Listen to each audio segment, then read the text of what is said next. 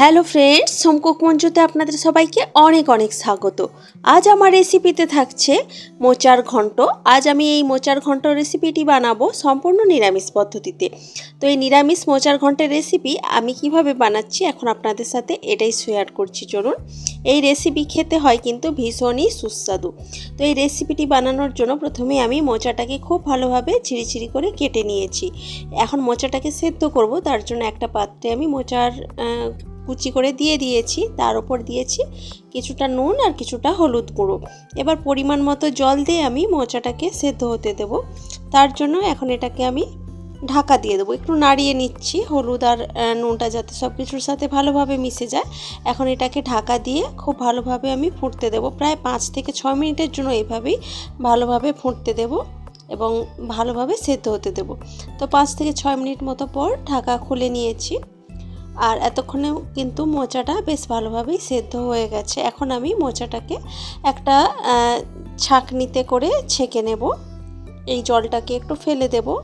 আর এখন একটা কড়াইতে আমি কিছুটা তেল গরম করতে দিয়েছি।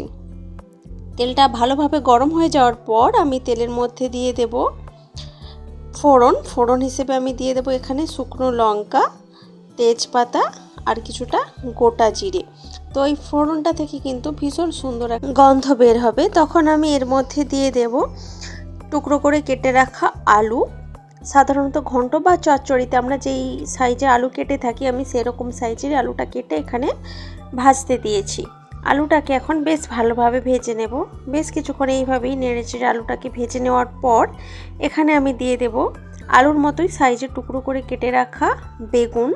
অনেক সময় আমরা মোচার ঘন্টতে কিন্তু বেগুন দিই না, কিন্তু আমি বেগুনটা দিলাম, এতে করে খেতেও যেমন ভালো হয়, তেমন মোচার ঘন্টটা একটু ঘন্ট যেরকম একটু ঘাঁটা ঘাঁটা হয়, একটু মাখো মাখো হয়, সেরকম কিন্তু বেগুনের জন্য টেক্সচারটা আসবে, এতে করে খেতে এবং দেখতে সবেতেই ভালো লাগবে। তো এখন আলু বেগুনটাকে বেশ লালচে লালচে করে ভেজে নিলাম। এখন আমি এর মধ্যে দিয়ে দেব কিছুটা আদা বাটা দিয়ে দিলাম। এরপর আমি দিয়ে দেব কিছুটা হলুদের গুঁড়ো, তারপর দিয়ে দেব কিছুটা লঙ্কার গুঁড়ো, আর লঙ্কার গুঁড়ো দেওয়ার পর দেব কিছুটা জিরের গুঁড়ো। তো এই আদা বাটা আর গুঁড়ো মশলাগুলো দেওয়ার পর ভালোভাবে আলু বেগুনটাকে কষিয়ে নিতে হবে, যাতে করে আদার কাঁচা গন্ধটা পুরোপুরি চলে যায়। তো কষানোটা কিন্তু একটু ভালোভাবে করতে হবে।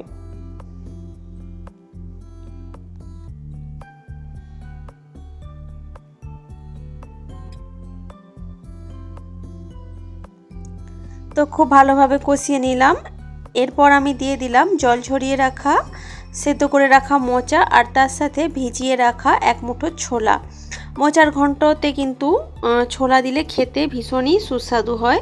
যেহেতু এটা একটা নিরামিষ রেসিপি, এখানে কিন্তু ছোলাটা দিলে বেশ ভালো হয়।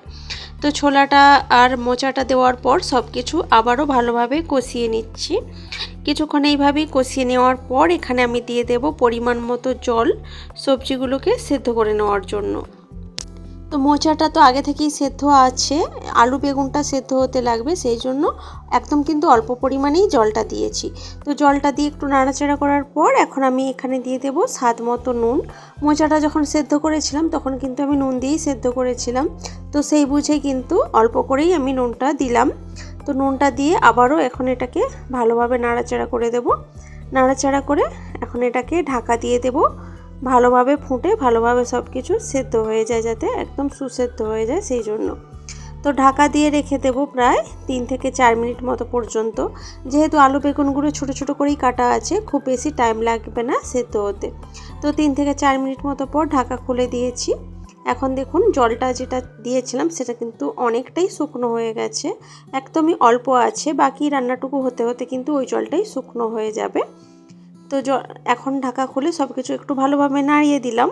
এরপর আমি এখানে দিয়ে দেব কিছুটা চিনি আর কিছুটা গরম মশলার গুঁড়ো।